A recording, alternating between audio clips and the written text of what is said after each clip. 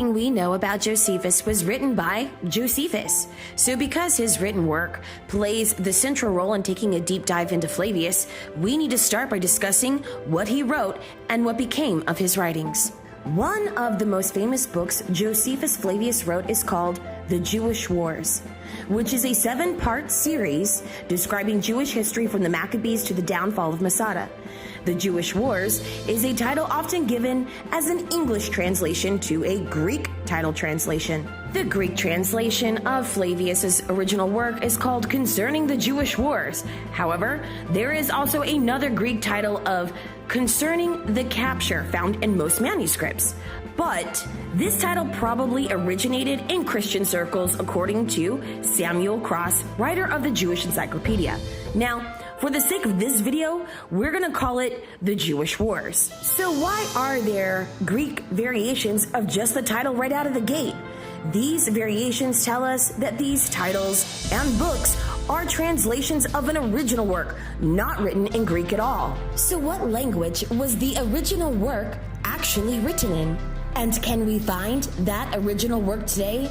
Those are some questions we need answers to. Here is what Josephus Flavious allegedly says in the preface of The Jewish Wars. I have proposed to myself, for the sake of such as live under the government of the Romans, to translate those books into the Greek tongue, which I formerly composed in the language of our country and sent to the upper barbarians. So all we have today is this preface, allegedly written by Josephus in Greek, explaining that there was an original and it was written in a different language.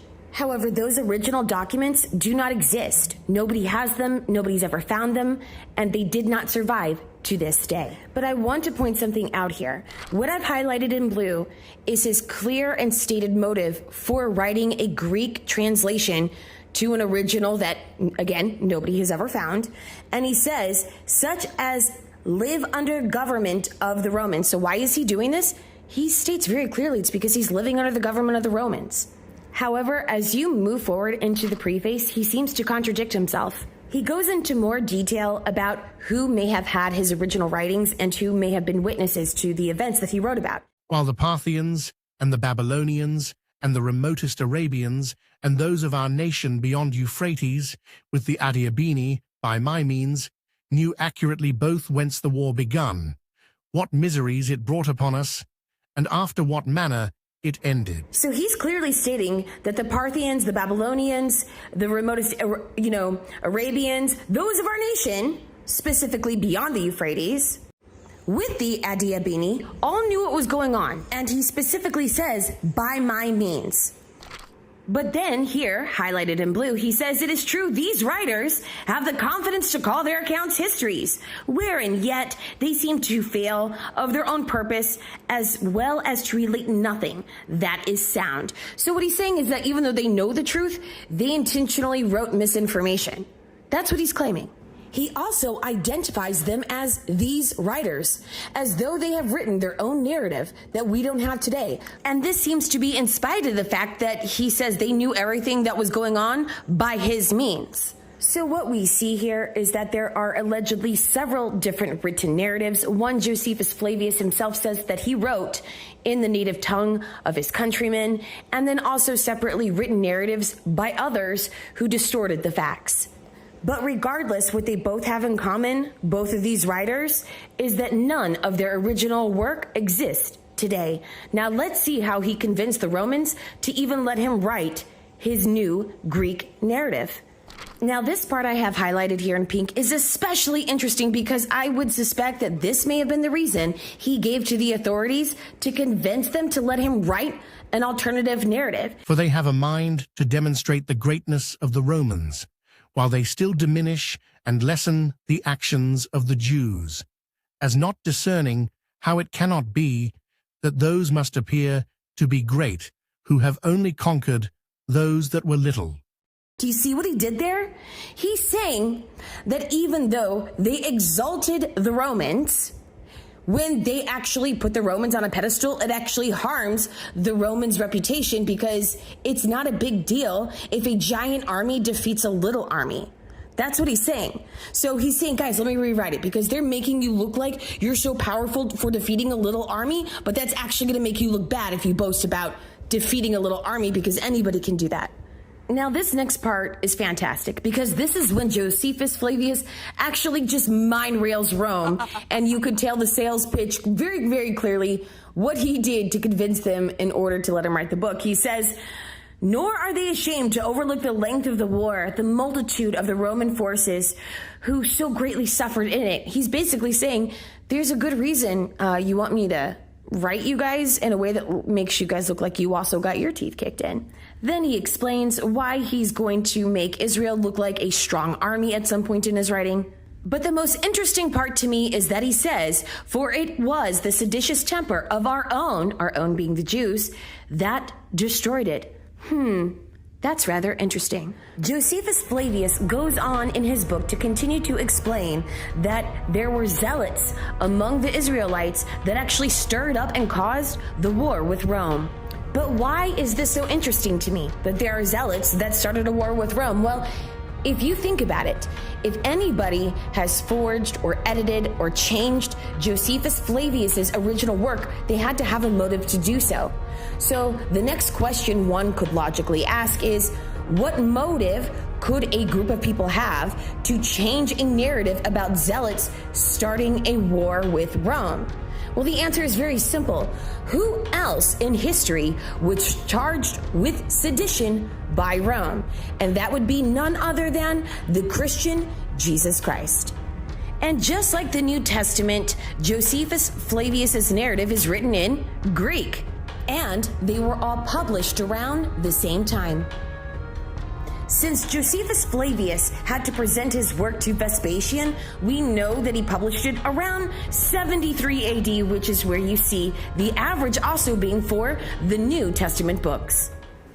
Now, one might be wondering, why would the Christians keep Josephus Flavius's narrative about the Zealots and the Romans if it harmed their narrative in the New Testament? Well, could it be that the sales pitch Josephus gave to Rome satisfied Christians also to this day?